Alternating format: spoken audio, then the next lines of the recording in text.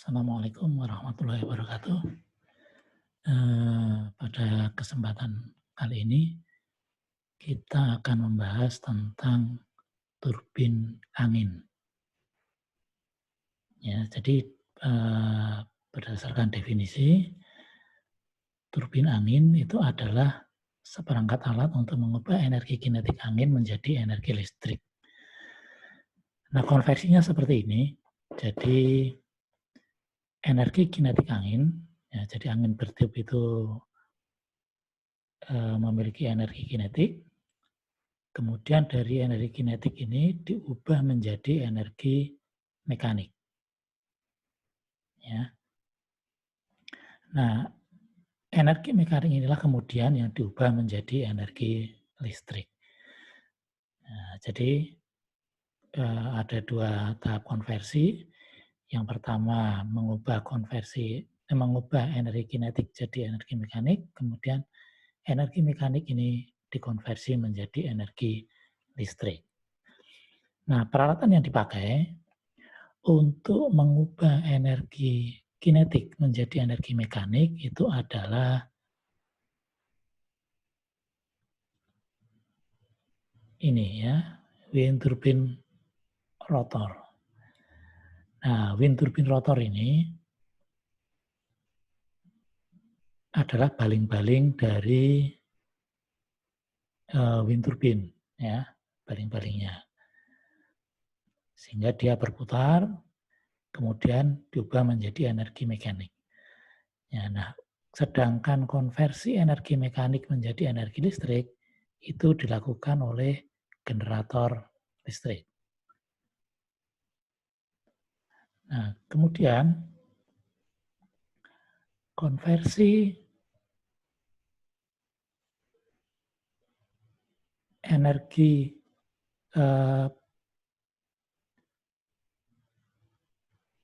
mekanik menjadi listrik ini, ya, jadi energi kinetik menjadi ini dihubungkan dengan gearbox, ya. Nah, ini ke sini, ini dihubungkan dengan gearbox. Nih, dihubungkan dengan gearbox. Nah, nanti efisiensi akan sangat dipengaruhi oleh desain dari wind turbine, kemudian juga desain dari generator listrik dan gearbox.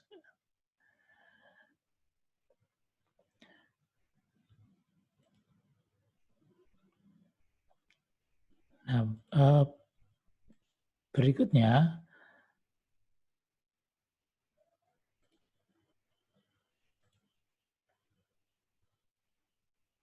nah, turbin angin itu dibagi menjadi dua. Ya, yang satu itu adalah turbin angin yang sumbunya horizontal, ini ya horizontal. Kemudian yang bersumbu vertikal. Horizontal dan vertikal ini horizontal dan vertikal itu dilihat dari sumbu, ya, dari poros turbinnya. Ya. Oke, kita lihat. Nah, ya, ini disebut horizontal karena dia punya sumbu horizontal, ya, punya poros horizontal di sini. Ya, jadi sumbunya horizontal. Nah, nanti yang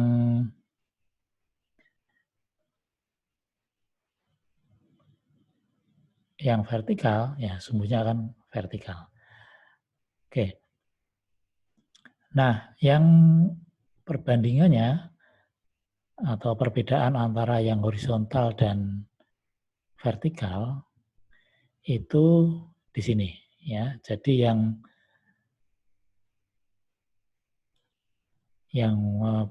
horizontal dibanding vertikal itu lebih stabil putarannya. Ya. Kemudian sudut terjangnya itu bisa diatur. Sudut terjang itu adalah sudut antara bilah ini, ya bilah ini dengan arah angin. Kemudian dapat mengubah pitch bilah motor. Ya, nanti akan kita pelajari apa itu sudut terjang, kemudian pitch itu apa, gitu ya. Nah, karena tempatnya di atas, ya di atas, maka dia akan mendapatkan arus angin yang lebih kuat. Ya, kemudian keunggulan yang lain itu dapat dipasang pada tapak yang tidak biasa, misalnya di laut, ya. Kemudian di tengah hutan, ya, karena ini di atas. Ya, ada tower di sini. Jadi kalau dia di laut, ya ini towernya akan ke dasar laut. Kemudian kalau di hutan, ya pohonnya ada di bawah ini turbinnya. Kemudian dapat memulai putarannya sendiri. Maksudnya, ketika dia mendapat angin, maka dia akan berputar sendiri, langsung berputar. Nanti akan beda dengan yang vertikal. Ya, jadi keunggulan dari horizontal itu adalah kelemahan yang tidak dapat dilakukan oleh vertikal. Efisiensinya juga lebih tinggi. Nah, komponen dari horizontal ya itu adalah rotor blade. Rotor blade itu bilahnya ini. Kemudian nacelle. Nacelle itu ini tutupnya ya. Tutup. Tutup ini isinya ini ya. Nacelle isinya ini. Kemudian ada hub ini. Ya, hub itu apa ya? Kalau di motor apa? Bos ya. Oke. Kemudian ada tower. Nah, isi dari nacelle tadi ya di dalamnya ya ini ada hub ini, kemudian rem ya, brake ini. Rem ini digunakan kalau putarannya terlalu tinggi, maka dia harus rem. Ya, ngerem. Nah, rotor blade itu berputar pelan ya, sehingga di sini ada low speed shaft, ada poros yang putarannya pelan. Sedangkan untuk menghasilkan listrik itu perlu putaran yang tinggi, sehingga kemudian ini diberi gearbox untuk meningkatkan kecepatan putaran ya, sehingga di sini ada high speed shaft. Ya, jadi low speed itu kemudian dipercepat menggunakan gearbox ini. Ya, di sini juga ada brake, kemudian ini ada generator. Oke.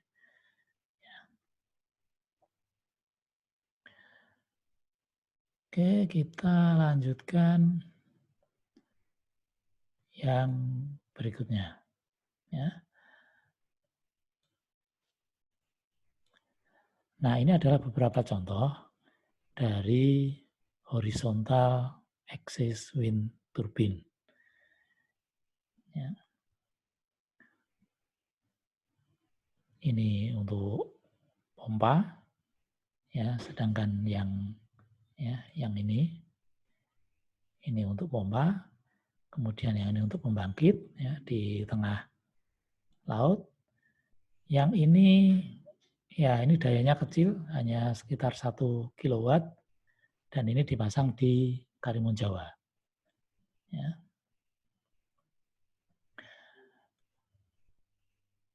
Nah, sekarang kita bicara tentang vertikal. Nah, vertikal ini punya keunggulan ya dibanding yang horizontal. Yang pertama, pemasangan dan perawatan lebih mudah. Kenapa? Karena semua ada di bawah. Ya, ini semua di bawah. Ya, semua di tanah ya, di tanah, di ground. kemudian dia lebih tahan tiupan angin yang kencang. Ya, kemudian tidak memerlukan perangkat pengarah dan menara. Nah, kelemahannya apa kelemahannya? Kelemahannya dia butuh tempat yang lebih luas dibanding yang horizontal. Ya. Nah, komponen-komponennya ini yang pertama adalah hub. Ya, hub di atas, kemudian ada hub di bawah. Ya, kemudian ini ada rotor blade. Ya, ini blade-nya atau bilahnya. Kemudian di sini juga sama ada gearbox dan generator. Nah, untuk memperkuat ini, memperkuat struktur, maka dipasang kawat ini ya, kawat. Nah, itu sebabnya kemudian vertikal axis ini itu tidak praktis karena butuh tempat yang luas. Ya, tapi punya keunggulan. Misalnya ini tadi, ya, gearbox-nya ada di bawah semua ini. Ya, jadi perawatannya lebih mudah dibanding yang vertikal.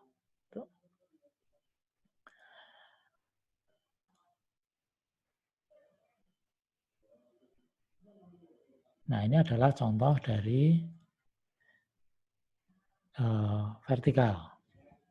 Ya, bisa pakai menara, ya, tapi pada umumnya dihubungkan kawat. Ya, ini. Jadi dia butuh tempat yang lebih luas. Kemudian tipe yang ini, yang paling sederhana, ini disebut dengan Savonius. Ya, turbin Savonius.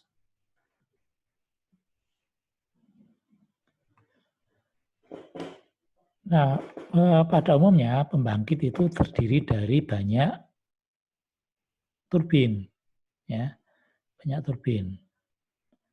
Ya, ini jadi ada beberapa turbin yang kemudian dikoppel, kemudian listriknya diberikan ke jaringan. Ya.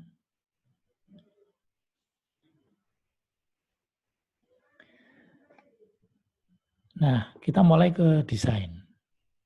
Kalau kita mau mendesain turbin angin, maka kita harus menyadari batasan-batasannya. Ya. Jadi pada umumnya desain turbin itu diarahkan kepada turbin yang horizontal. Ya, karena punya efisiensi lebih tinggi, lebih praktis, dapat dipasang di mana saja. Nah, kita mesti juga sadar jika dalam mendesain turbin angin punya batasan-batasan. Jadi daya yang bisa dihasilkan oleh turbin angin itu dibatasi oleh ini daya angin. Semakin tinggi kecepatan angin, maka daya angin juga makin besar. Dan daya listrik yang dihasilkan oleh turbin angin juga makin besar. Yang kedua, daya maksimum yang dihasilkan oleh angin, jadi konversi turbin angin ya, menjadi energi mekanis itu dibatasi oleh Betz limit. Ya, Betz ini orang Rusia yang kemudian dia menghitung dan menemukan bahwa daya yang bisa dikonversi itu dibatasi oleh Betz limit. Yang ketiga, itu daya, konversi dayanya dibatasi oleh wake rotation. Wake rotation itu adalah pusaran, ya, pusaran angin di belakang turbin. Kemudian juga dibatasi oleh drag losses. Drag ini adalah gaya seret yang terjadi pada turbin. Kemudian yang terakhir, itu dipengaruhi oleh efisiensi dari generator dan transmisi. Ya.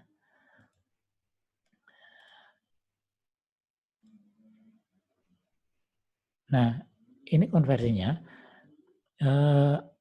Energi kinetik angin,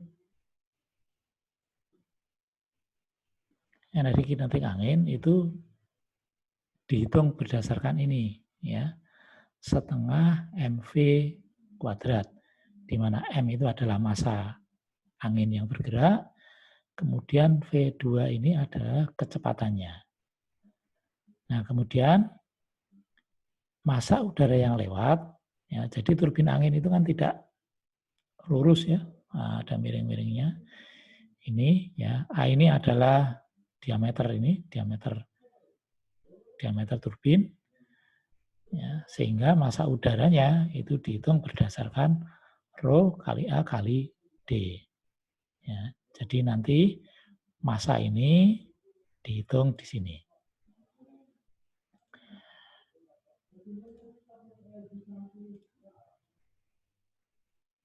Nah, tetapi secara praktis daya angin itu dihitung berdasarkan energi kinetik dibagi satuan waktu. Ya, kita turunkan begini, akhirnya kita dapatlah ini. Jadi daya angin itu dihitung setengah Rho kali A kali V pangkat 3. Ya, sehingga daya angin totalnya ini kita punya persamaan ini. Ya.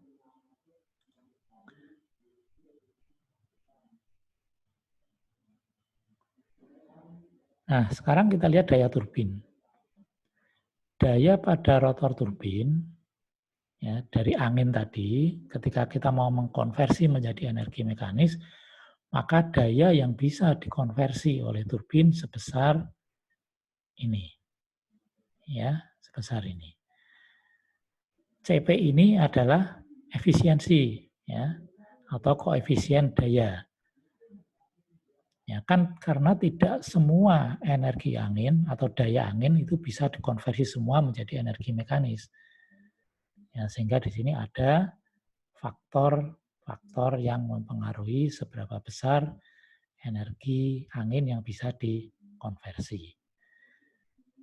Ya, jadi CP ini adalah persentase daya angin yang dapat diubah menjadi energi mekanis. Besarnya tidak lebih dari 100%, tetapi maksimum itu ternyata dibatasi oleh batch limit. Ya, jadi ini dibatasi oleh batch limit. Oke, kita akan membahas berikutnya tentang batch limit. Nah, batch limit itu dipengaruhi oleh ini tadi, wake rotation. Ya, jadi kalau ini di sini wind turbine, ya, maka ketika angin itu sudah melewati wind turbine, itu menimbulkan pusaran di belakang wind turbine.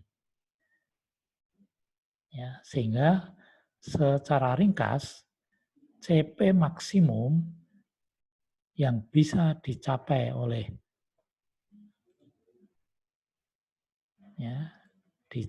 konversinya, dicapai oleh rotor itu adalah 0,5926. Ya, jadi tadi CP tadi itu adalah dibatasi maksimum, ya ini maksimum. Jadi pada kenyataannya ini pasti lebih rendah.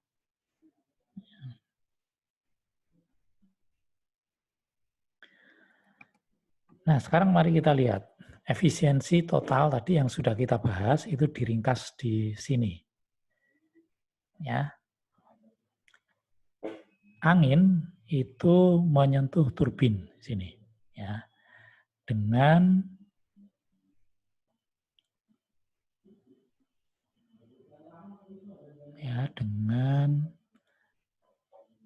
daya masuk itu sebesar ini. Ya. Ini adalah daya turbin. Daya angin ya. Daya angin yang masuk ke dalam turbin. Ya. Nah, tetapi nanti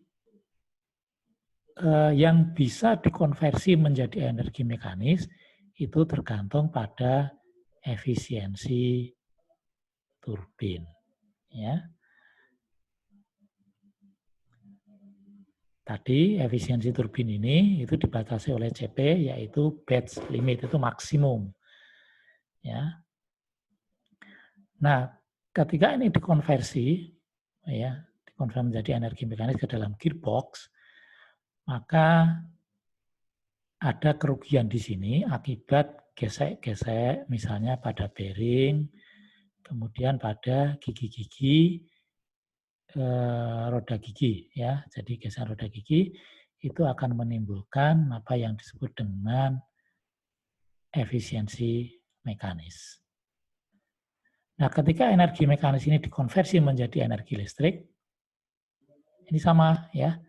Jadi tidak semua energi mekanis itu bisa dikonversi semua menjadi listrik, tergantung pada ini, ya, tergantung pada ini.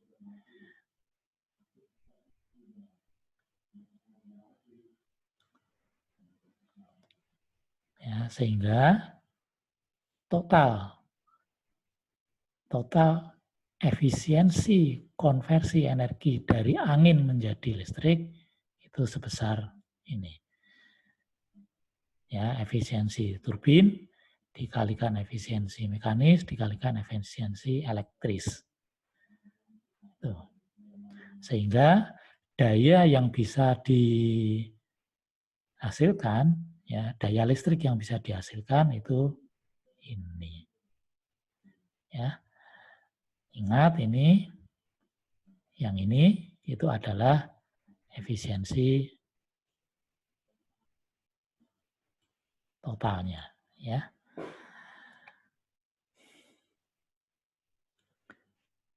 Ya, kita teruskan.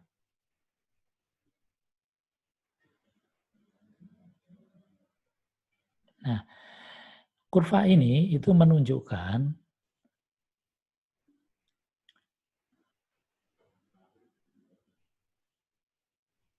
pengaruh dari daya listrik yang dihasilkan dengan kecepatan angin. Ya, jadi yang biru ini, ya, yang biru ini itu adalah daya listrik yang dihasilkan oleh turbin angin. Sedangkan yang kuning ini itu adalah koefisien daya. Jadi CP tadi yang total, ya, yang total.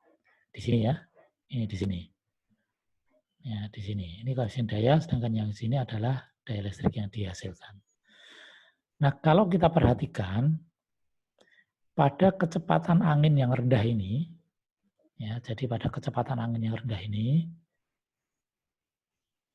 pada kecepatan angin yang rendah, itu daya listrik yang dihasilkan itu juga rendah.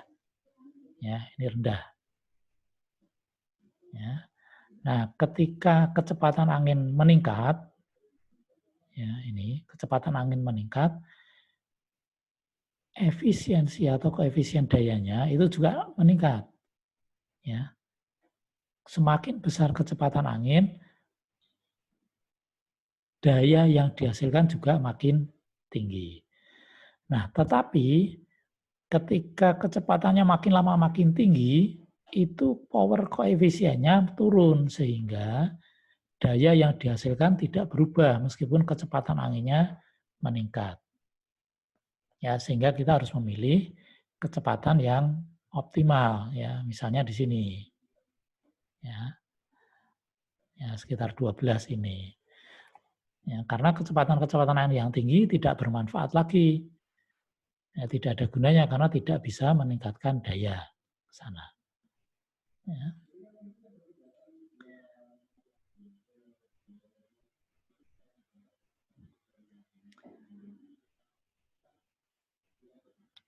Ya, ini susunan wind turbine, ya, sesuai dengan arah angin, karena wind turbine itu akan mengikuti arah angin, seperti ini.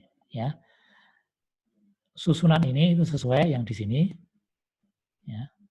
Kalau kecepatannya kadang-kadang itu menghasilkan daya yang rendah.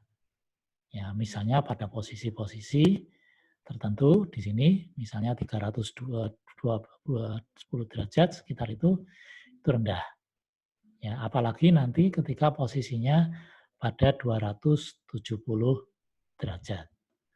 Ya, ini memberikan daya yang paling rendah.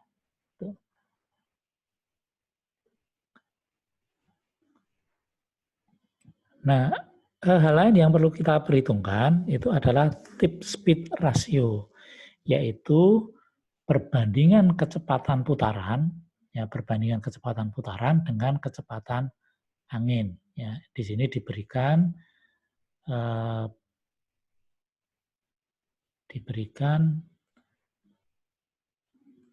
dengan lambang ini lambda. Ya, ini kecepatan putaran, ya kecepatan pinggir sini ya, bukan kecepatan putaran tapi kecepatan tangensialnya. Ya, tangensial itu omega kali R. Omega ini kecepatan putaran, ya. Sedangkan V itu kecepatan angin. Ya.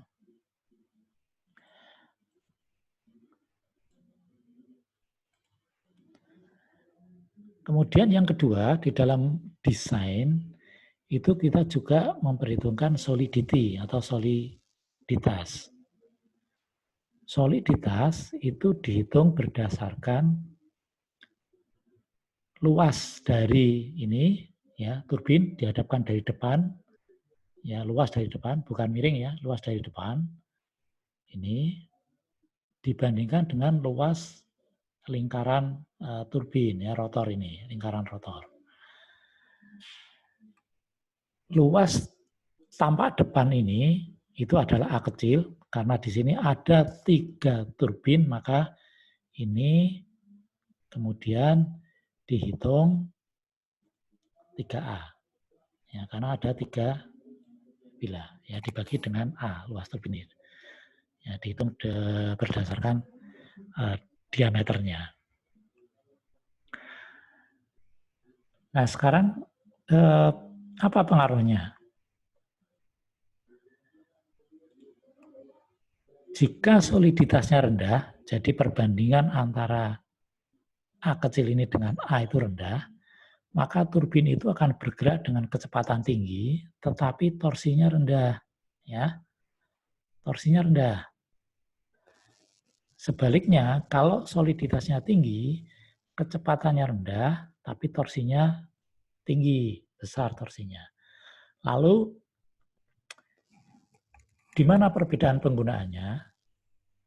Kalau kita membutuhkan daya, ya, jadi kalau kita membutuhkan daya, maka yang dibutuhkan adalah kecepatan yang tinggi. Ya.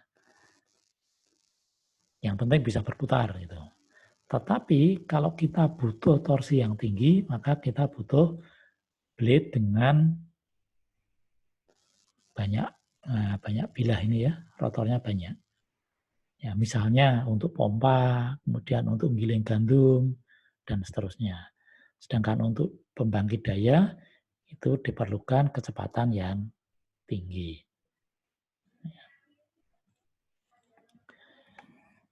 Bentuk dari blade, ya rotor blade itu sama dengan bentuk sayap pesawat terbang. Ya, bentuknya seperti ini disebut dengan airfoil. Ya. Nah, lambda alpha di sini itu angle of attack atau sudut terjang. Ya. Sudut terjang ini itu adalah sudut antara ini ya chamber ini dengan kecepatan angin. Jadi V ini adalah kecepatan angin. Ya. Nah, apa yang menyebabkan berputar? Yang menyebabkan berputar itu adalah ini. Ya, ini ya. V ini. Oke, nah ini ya. Ya, sama dengan pesawat terbang. Jadi yang memutar rotor ini adalah gaya angkat atau lift. Nah, ini Anda perhatikan, ini, yang ini, ya. yang biru ini, itu adalah kecepatan angin. Ya. Ketika alfanya rendah, alfa rendah, ya, ini ada gaya lift, ya, gaya lift. Ini yang nanti memutar rotor, atau yang kalau di pesawat terbang ini yang membuat pesawat terangkat. Ya. Tetapi gerak ini ya itu dihambat oleh drag ini, ya seret, ya gaya seret. Ini yang menghambat gerak. Nah, kalau pada sudut terjang alfa yang medium lebih besar dari 10 derajat, kita atur, maka sudutnya gaya angkatnya itu lebih besar. Ya, meskipun drag-nya juga besar, tapi gaya angkatnya juga lebih besar. Nah, tetapi pada sudut terjang yang tinggi, yang besar, yang terjadi adalah stall. Ya, stall itu berarti kehilangan gaya angkat. Ya, kehilangan gaya angkat dan drag-nya itu sangat besar, ya, karena menimbulkan pusaran-pusaran di sini, sehingga kalau di pesawat terbang itu pesawatnya jatuh. Ya, dia tidak bisa terbang lagi. Ya. Nah, desain-desain tadi dipengaruhi oleh banyak faktor, ya, termasuk ini adalah koefisien daya terhadap tip speed-nya. Ya, tip speed ratio ini kita mesti mencari tempat di mana koefisiennya menjadi yang paling besar, yaitu sekitar di sini. Jadi kita di dalam mendesain wind turbine, itu kita bisa memilih tip speed ratio itu berada di angka sekitar 8. Ya. Nah, ini adalah sedikit petunjuk, ya, sedikit petunjuk tentang bagaimana kita mendesain. Yang pertama, kita harus membuat low solidity, atau ini hanya 10%. Kemudian tip rasionya itu antara 5 dan 7. 5 sampai 7.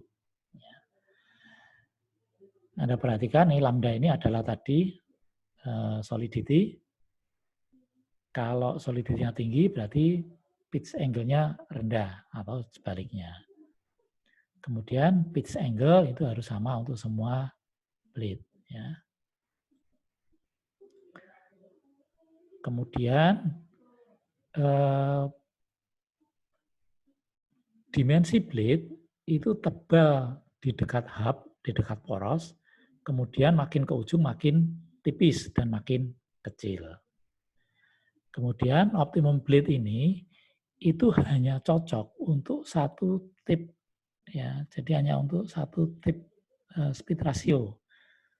Ya, jadi kalau kita hanya mendesain, ya satu itu yang cocok, tapi untuk speed ratio yang lain tidak bisa.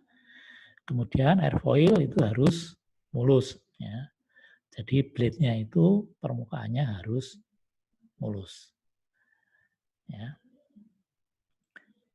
ya perkembangannya, ya perkembangannya.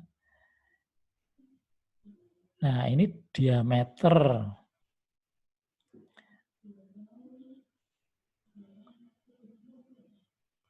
Ya, jadi diameter dari blade itu selalu berkembang sehingga terakhir di tahun 2015 itu sudah sebesar 140 meter diameternya, ya. Kemudian tinggi totalnya 220 meter. Ini bisa menghasilkan puncak itu 8 megawatt. Ya. Nah, kalau Anda perhatikan ini rotornya, ya, rotornya ini kalau diangkut pakai truk, ya ini satu rotor seperti ini. Ya.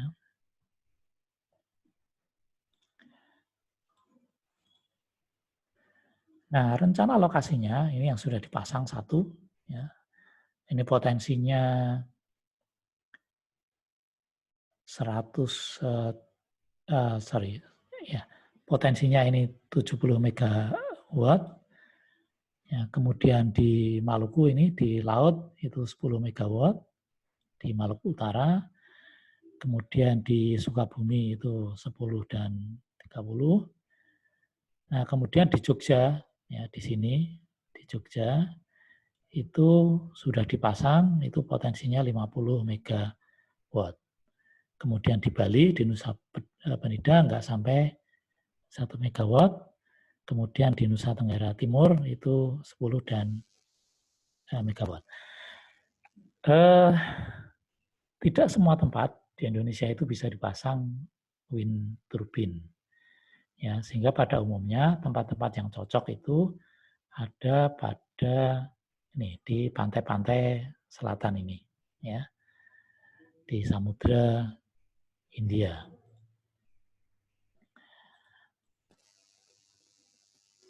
Nah, peluang di Indonesia ini saya kira kemarin sudah cukup besar, ya pasarnya ini juga banyak, ya PLN juga mau beli listrik dari energi terbarukan. Tantangannya ya seperti biasa investasi untuk energi terbarukan cukup besar. Ya, kemudian punya spesifikasi khusus untuk turbin angin karena tidak sembarang, jadi kita perlu memilih tempat yang turbin anginnya, yang kecepatan anginnya tinggi. Ya, jadi yang sekarang itu masih bekerja pada kecepatan angin yang tinggi. Ya, oke demikian yang bisa saya sampaikan. Hal-hal yang nanti belum jelas bisa kita diskusikan di forum. Demikian, kurang lebihnya mohon maaf. Assalamualaikum warahmatullahi wabarakatuh.